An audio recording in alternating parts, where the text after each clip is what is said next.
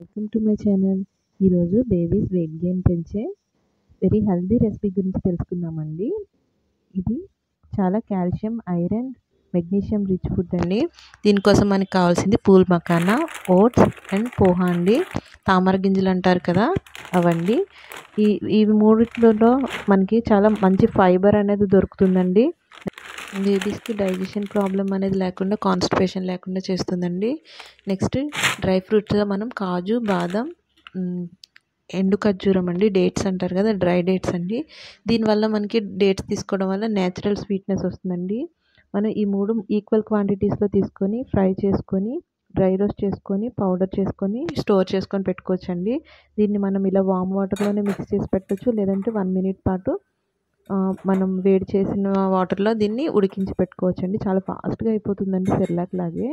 దీనివల్ల బేబీస్కి కాల్షియం బాగా అంది, ఎముకలకి మంచి బలం వస్తుందండి, వెయిట్ గెయిన్ అవుతారు. ఫైబర్ ఉండడం వల్ల డైజెషన్ ప్రాబ్లమ్స్ అనేది ఉండదండి, మంచిగా ఇష్టంగా తింటారండి, స్వీట్నెస్ కూడా ఉంటుంది. కాబట్టి ఈ రెసిపీ కనుక మీకు నచ్చినట్లయితే నా ఛానల్ని సబ్స్క్రైబ్ చేసుకోండి.